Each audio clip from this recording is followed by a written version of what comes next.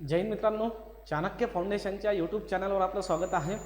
मित्रांनो, आगामी गट ब व गट क च्या परीक्षेसाठी आपण अंकगणित व बुद्धिमत्ता चाचणीची जी सिरीज सुरू केली आहे व्हिडिओ लेक्चरची, त्यामधलं जे आजचं लेक्चर आहे मित्रांनो, यामध्ये आपण बेरीज वजाबाकी गुणाकार भागाकार यावर शाब्दिक उदाहरणं कसे विचारल्या जातात आणि ते कसे सॉल्व करायचे याविषयी बोलणार आहे. मित्रांनो, बेरीज वजाबाकी युजली विद्यार्थ्यांना वाटते की सर सोपी प्रकार आहे, इझी प्रश्न राहतात. पण जेव्हा मित्रांनो शाब्दिक स्वरूपात हे प्रश्न विचारले जातात तेव्हा हे समजून घेणं थोडं विद्यार्थ्यांसाठी डिफिकल्ट होऊन जाते की कुठे भागाकार करायचा आणि कुठे गुणाकार करायचा. ठीक आहे ना. तर मित्रांनो, हा एक प्रश्न बोर्डवर आपल्याला दिसतो आहे. प्रश्न वाचूया आणि समजून घेऊया की या प्रश्नाला सॉल्व करण्यासाठी नेमकी कोणती गणितीय क्रिया आपल्याला करायची आहे. सगळ्यांना बेरीज वजाबाकी गुणाकार भागाकार येतो, पण नेमका कुठे काय करायचं आहे हे आजच्या व्हिडिओ लेक्चरमधून आपल्याला समजून घ्यायचं असेल. ठीक आहे ना. मित्रांनो, प्रश्न आहे, नेमीला प्रत्येकी 25 किलोग्रॅमचे 122 खोके आणि 20 किलोग्रॅमचे 90 खोके तळमजल्यावरून 6व्या मजल्यावर असलेल्या भांडारात न्यायचे आहे. मुसळधार पावसामुळे त्याला मदत करण्यासाठी कोणीच उपलब्ध नाही. लिफ्टमध्ये सूचना आहे, कमाल भार 5 व्यक्ती किंवा 400 किलोग्रॅम. जर नेमीचे वजन 65 किलोग्रॅम आहे तर हे काम सुरक्षितपणे करण्यासाठी त्याला माराव्या लागणाऱ्या किमान फेऱ्या निवडा, असं म्हणतोय मित्रांनो. ठीक आहे ना. तर हा प्रश्न थोडासा बाजूला ठेवूया, पहिले प्रॅक्टिकली समजून घेऊया की नेमकं तुम्हाला कोणती गणितीय क्रिया करायची आहे. मित्रांनो, समजा तुमच्याकडे 40 किलोग्रॅम एवढं वजन आहे आणि तुमच्या डोक्यावर एक टोपलं आपण ठेवलं. त्या टोपल्यामध्ये मित्रांनो आपण फक्त 10 किलोग्रॅम वजन एवढंच घेऊन जाऊ शकतो. तर तुम्हाला हे 40 किलोग्रॅम वजन नेण्यासाठी किती फेऱ्या माराव्या लागतील? Simple, correct. किती? 4. सर पहिल्या वेळेस 10 किलो गेलं, दुसऱ्या वेळेस 10 गेलं, तिसऱ्या वेळेस 10 गेलं, चौथ्या वेळेस 10 गेलं. सर 4 फेऱ्या माराव्या लागतील. म्हणजे इथे काय केलं मित्रांनो, आपण एकूण वजनाला आपण एका खेपेत जेवढं वजन घेऊन जाऊ शकतो तेवढ्या वजनाने आपण भागलं. तर हे उदाहरण जे तुमच्या समोर दिसतो आहे त्याही उदाहरणात आपल्याला शेवटी काय करायचं असेल? भागाकार करायचं असेल. हे लक्षात असू द्या मित्रांनो. प्रश्नामध्ये नेमकं काय करायचं हे विद्यार्थ्यांना, म्हणजे बेरीज वजाबाकी येत नाही असं नाही, पण नेमकं केव्हा काय करायचं, बेरीज केव्हा करायची असते, भागाकार केव्हा करायचं असते, हे मात्र क्लिअर होण्यासाठी या बाबी समजून घेणं महत्त्वाचं असेल. ठीक आहे ना.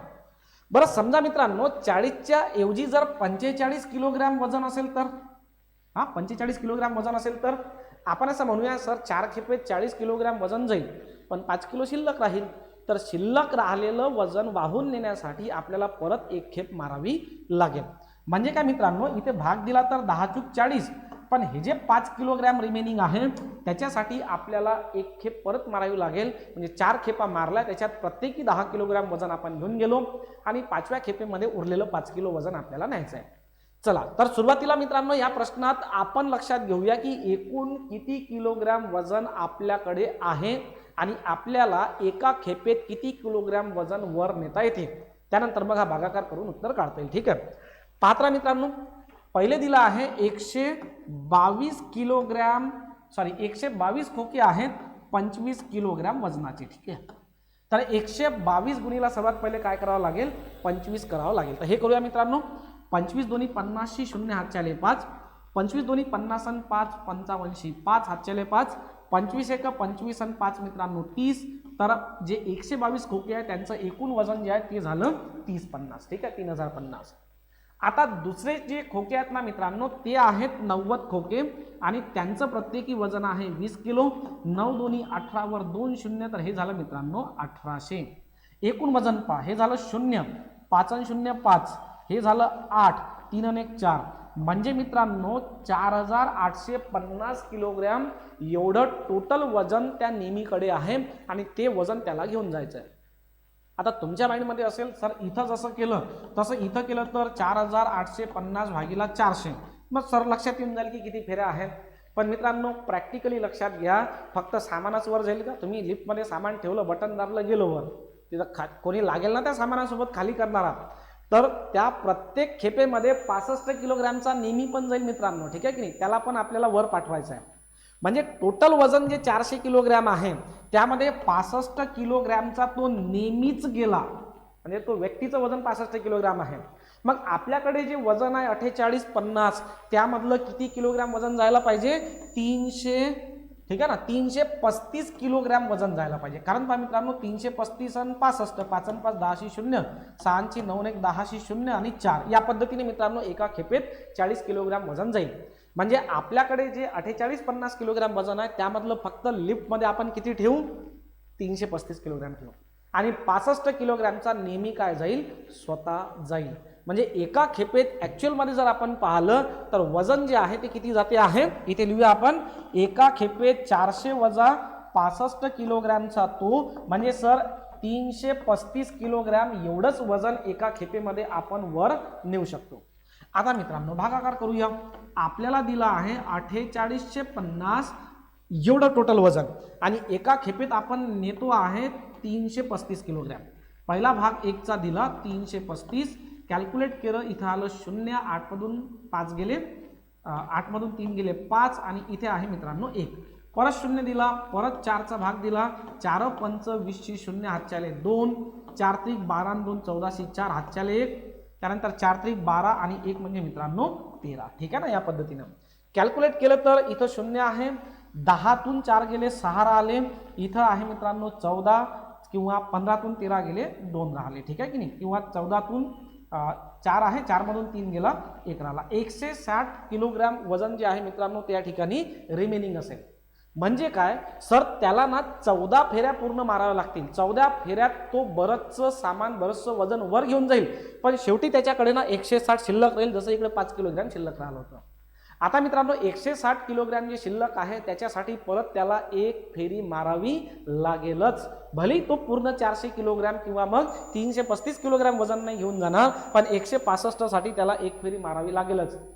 ऑप्शनमध्ये मित्रांनो 14 पहिलेच ऑप्शन आहे आणि विद्यार्थ्यांना ज्यांना थोडं लॉजिक आहे ना ते कदाचित 14 मध्ये फसू शकतात आणि ज्यांना पूर्ण लॉजिक आहे ते उत्तर काढतील. तर 14 पूर्ण फेऱ्या मारल्या आणि 160 किलोग्रॅम जी शिल्लक आहे त्याच्यासाठी एक फेरी आणखीन मारली, म्हणजे एकूण फेऱ्या किती माराव्या लागतील, 15 माराव्या लागतील. क्लिअर होत्या मित्रांनो, फक्त बेरीज वजाबाकी गुणाकार भागाकाराचा प्रश्न आहे.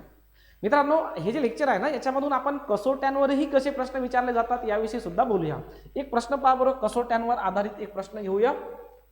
ठीक आहे, पहा कसोट्यांवर आधारित प्रश्न. ठीक आहे, हा एक प्रश्न आहे मित्रांनो. 1 2 3 4 आणि 5 या अंकांना एकदाच वापरून किती अभाज्य संख्या बनवता येतील. अभाज्यचा अर्थ होतो मित्रांनो not divisible by any number, म्हणजे मूळ संख्या म्हणूया आपण. ठीक आहे ना, ज्याला कशानेही भाग जाणार नाही अशा संख्या आपल्याला या ठिकाणी लक्षात घ्यायच्यात. आता मित्रांनो जर समजा मी 1 2 3 4 5 यांच्यापासून 5 अंकी कोणती जरी संख्या बनवली तर मी जास्तीत जास्त काय करेल, यांचा सिक्वेन्स मागे पुढे करेल, बस एवढंच करू शकतो मी. ठीक आहे ना, जसं सर 2 3 4 1 5 ही एक संख्या बनवा, सर 5 3 2 1 4 ही दुसरी संख्या बनवा. मित्रांनो कोणती जरी संख्या बनवली तर त्याच्यामध्ये हे 5 अंक मला वापरावेच लागतील, बरोबर आहे की नाही. जर समजा मी या 5 अंकांची बेरीज केली तर 2 आणि 1 3 आणि 3 6 आणि 4 10 आणि 5 15 यांची बेरीज येते मित्रांनो 15.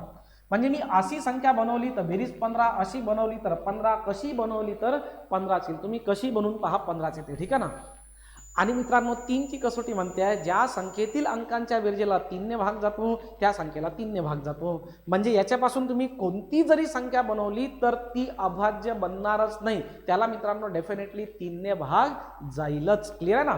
सो करेक्ट आन्सर असलं पाहिजे 0. सर अशी संख्या यापासून बनत नाही. करेक्ट आलं लक्षात, सोपी आहे. आणखीन एक प्रश्न पहा मित्रांनो, फक्त बेरजेवर आधारित हा प्रश्न आहे. तुम्हाला म्हणतो आहे की हे डॉट आहेत, या डॉटच्या ठिकाणी कोणता अंक ठेवला. हे जे सर्व डॉट आहेत ना या सर्व डॉटच्या ठिकाणी एकच आहे, म्हणजे 2 ठेवला तर इथे पण 2, इथे पण 2, इथे पण 2, 2 सर्व ठिकाणी 2. सॅटिस्फॅक्शन व्हायला पाहिजे इक्वेशनचं. सिम्प्लिफिकेशन या प्रकाराअंतर्गत, सरळ रूप द्या या प्रकाराअंतर्गत ग्रुप सी मध्ये बऱ्याचदा या प्रकारचे प्रश्न विचारल्या गेलेले आहेत. ठीक आहे ना. ओके मित्रांनो ऑप्शनवरून जा. पहिली चॉईस हीच असेल की सर ऑप्शनवरून जायला पाहिजे. तर पहिलं ऑप्शन 2 आहे. मी डॉटच्या ठिकाणी 2 2 22 2 असं ठेवलं. आता बेरीज करून पाहूया, इथे पण 2 2 ठेवा, 122 येते का मित्रांनो. पहा पहिले युनिट प्लेस चेक करा. 2 आणि 2 4 आणि 2 6 आणि 2 8 आणि 2 सॉरी 2 आणि 2 4 आणि 2 6 आणि 2 8 आणि 1 9. इथं 9 यायला पाहिजे पण इथे एकच स्थानी 2 आहे, म्हणजे 2 न तर मित्रांनो काही काम झालं नाही. आता दुसरं ऑप्शन 3 ठेवा. या डॉटच्या ठिकाणी 3, इथे 3 3, इथे 2 डॉट म्हणजे 33 आणि इथे परत मित्रांनो 3. पहिले युनिट प्लेस काढा, जर युनिट प्लेस सॅटिस्फॅक्टरी मिळत असेल तर समोर जा, अदरवाईज सोडून द्या. ठीक आहे ना. पहा 3 आणि 3 6 एकक स्थान, 6 आणि 3 9, 9 आणि 3 12, 12 आणि 1 13 3. चला जमते वाटते. ठीक आहे. हातचाला 1 समोर जाऊया. इथं दशक स्थान नाही आहे. 1 आणि 5 6, 6 आणि 3 9, 9 आणि 3 12 आणि 1 13. करेक्ट. तर मित्रांनो या डॉटच्या ठिकाणी जर आपण ऑप्शन मधलं 3 हा नंबर ठेवला, 3 हा क्रमांक ठेवला ना मित्रांनो, तर आपल्याला या ठिकाणी परफेक्ट आन्सर मिळते. ठीक आहे ना. बेरीज वजाबाकीवर, कसोट्यांवर किती साधे आणि सोपे प्रश्न असतात मित्रांनो, या पद्धतीने आपण ते सॉल्व्ह करू शकतो. ठीक आहे ना. आणखीन काही प्रश्न बघूया. पहा ओके, एक प्रश्न आहे, हा पहा प्रश्न मित्रांनो. ठीक आहे. परत कसोट्यांवर आधारित प्रश्न आहे. पुढील प्रश्नात 2 कथने व त्याखाली 2 निष्कर्ष दिले आहेत. पहिलं, सर्व संख्या 2 ने विभाजित होणाऱ्या आहेत, सर्व संख्या 3 ने विभाजित होणार आहेत. मित्रांनो 6 ची कसोटी हेच तर म्हणते आहे, ज्या संख्येला 2 ने भाग जातो, 3 ने भाग जातो, त्या संख्येला 6 ने पूर्ण भाग जातो. म्हणजे पहिला जो निष्कर्ष आहे ना, सर्व संख्यांना 6 ने भाग जातो, हे डेफिनेटली करेक्ट. वाटल्यास मी एक सांगतो. पहा जसं 36 आहे, 36 ला 2 ने भाग जातो आणि 3 ने भाग जातो आणि म्हणून याला 6 ने भाग जातो. ठीक आहे ना. तुम्ही कोणती संख्या पहा, जसं 48 घ्या, 48 ला 2 ने भाग जातो, 3 ने भाग जातो, म्हणून त्याला 6 ने भाग जातोच. ठीक आहे ना. दुसरं पहा, सर्व संख्या 4 ने विभाजित होणाऱ्या आहेत, असं मात्र नाही. ठीक आहे की नाही मित्रांनो. 6च्या पाड्यात इथे एक संख्या 18, 18 2 ने विभाजित होते, 18 3 ने विभाजित होते, 18 6 ने विभाजित होते, पण 18 4 ने विभाजित होतेच असं नाही. 36 भलेही होत असेल, 48 भलेही होत असेल, पण सर्व संख्या विभाजित होतात असं म्हणता येणार नाही. त्यामुळे याचं करेक्ट आन्सर असलं पाहिजे मित्रांनो फक्त 1. ठीक आहे ना. Only first is correct. ठीक आहे. आणखीन मित्रांनो काही सिंपल प्रश्न आहेत. पहा अंक व संख्या यांच्यावर आधारित असणारा हा एक प्रश्न आहे मित्रांनो. काहीच नाही लागत, फक्त अंक आणि संख्या यांची ओळख पाहिजे. काय म्हणतोय, 1 ते 100 यांच्या दरम्यान अशा किती पूर्णांक संख्या आहेत की ज्यांच्यात 4 हा अंक येतो पण त्यांना 4 ने भाग जात नाही. तुम्ही अंक आणि संख्यांना किती चांगल्या प्रकारे ओळखता. पहिल्या वर्गात, दुसऱ्या वर्गात कितीतरी वेळा आपण 1 2 3 4 100 पर्यंत लिहिलंय. झाली का ओळखी. पहा किती वेळा 4 येतो पहिले ते चेक करूया. ठीक आहे ना. तर मित्रांनो 4 आहे, 14 आहे, त्यानंतर 34 मध्ये 4 आहे, 44 मध्ये 4 आहे, 54 आहे, 64 आहे, 74 आहे, 84 आहे, 94 यांच्यामध्ये 4 आहे. आणखीन कुठे 4 आहे सर. 40 मध्ये आहे, 41 मध्ये आहे, 42 मध्ये आहे, 43 मध्ये आहे, 45 मध्ये आहे, त्यानंतर 46 मध्ये 4 आहे, 47 मध्ये आहे, 48 मध्ये आहे, 49 मध्ये आहे. तर मित्रांनो एवढ्या ठिकाणी 4 आहे 1 ते 100 पर्यंत. आता दुसरी कंडिशन आहे की किती संख्या आहेत की ज्या 4 ने डिव्हिजिबल नाहीत. कोणाकोणाला 4 ने भाग जात नाही. याला 4 ने भाग जात नाही, यालाही 4 ने भाग जात नाही, त्यानंतर यालाही 4 ने भाग जात नाही, याला पण 4 ने भाग जात नाही. ठीक आहे ना मित्रांनो. एक 24 आहे यांच्यामध्ये. आता तो सुटली आहे, 24 ला आपण कट करूया कारण त्याला 4 ने भाग जातो. त्यानंतर मित्रांनो याला पण 4 ने भाग जात नाही. ठीक आहे. इथे चेक करा, याला 4 ने भाग जात नाही, याला पण जात नाही, याला पण नाही जात, नाही जात, नाही जात, नाही जात आणि नाही जात. ठीक. किती मोजले पहा, 1 2 3 4 5 6 7 8 9 10 11 12. तर मित्रांनो 4 एकक स्थानी म्हणा किंवा दशक स्थानी कुठेही 1 ते 100 पर्यंत 4 येणाऱ्या संख्या एवढ्या असतील. हा 24 सुटला होता, परत मी लिहिला, त्याला 4 ने भाग जातो म्हणून तो आपण नसता घेतला, म्हणजे म्हणून तो सुटलेला आहे किंवा आपण सोडलाय. ठीक आहे. तर मित्रांनो हा 24 मी का कट केला, कारण 4 ने भाग न जाणाऱ्या पाहिजे आहे. 24 ला भाग जातो म्हणून आपण सोडलं. बाकी न भाग जाणाऱ्या संख्या या ठिकाणी मी राईट क्लिकने तुम्हाला दाखवतो आहेच. या पद्धतीने आपण मोजल्या किती, 12. ठीक आहे ना. तर मित्रांनो अंक, संख्या, बेरीज वजाबाकी, वर्ग, वर्गमूळ यावर अतिशय साधे आणि सोपे प्रश्न एक्झाम मध्ये विचारल्या जातात. एखादा प्रश्न मित्रांनो आपण वर्ग, वर्गमूळचा पण घेऊन टाकूया. पहा. ठीक आहे ना. एक साधा आणि सोपा प्रश्न पहा जो वर्ग आणि वर्गमूळवर आपल्याला विचारला जातो. ठीक आहे. जसा हा एक प्रश्न आहे, 2 क्रमवार संख्यांच्या वर्गातील फरक 23 आहे, तर त्या संख्या कोणत्या. मित्रांनो माझा सल्ला असेल की या ठिकाणी इक्वेशन वगैरे मांडण्याऐवजी डायरेक्ट ऑप्शन वरून जा, कधी सोपी पडेल. पहिलं ऑप्शन आहे 14चा वर्ग 196, 13चा वर्ग 169. जर मित्रांनो वजाबाकी केली तर 16तून 9 गेले 7, आपल्याला 23चा 3 पाहिजे. नाही बसत, पहिलं ऑप्शन चुकीचं. धनाधन चेक करायचं पटपट परीक्षेत, वेळ खूप कमी असतो आपल्याकडे. ठीक आहे. 11 12, 12चा वर्ग 144, 11चा वर्ग 121. कॅल्क्युलेट करा मित्रांनो. 4 मधून 1 गेले 3, 4 मधून 2 गेले 2, परफेक्ट बसते आहेत 23. ठीक आहे ना। एक ग्रुप सीच्या एक्झाममध्ये आलेला प्रश्न आहे, वर्गावर प्रश्न आला तर माझा सल्ला असेल की डायरेक्टच ऑप्शनवरून चेक करून पहा, खास करून या प्रकारच्या प्रश्नांमध्ये। तर मित्रांनो, या लेक्चरमधून आपण वर्ग, वर्गमूळ, ठीक आहे ना, अंक, संख्या, बेरीज, वजाबाकी, गुणाकार, भागाकार यावरचे शाब्दिक उदाहरणं जे एक्झाममध्ये येतात ते कसे सॉल्व्ह करायचे हे सर्व डिटेलमध्ये डिस्कस केलं। पुढल्या लेक्चरमध्ये मित्रांनो आणखीन काही नवीन बाब घेऊन येऊया। इथे थांबूया। धन्यवाद।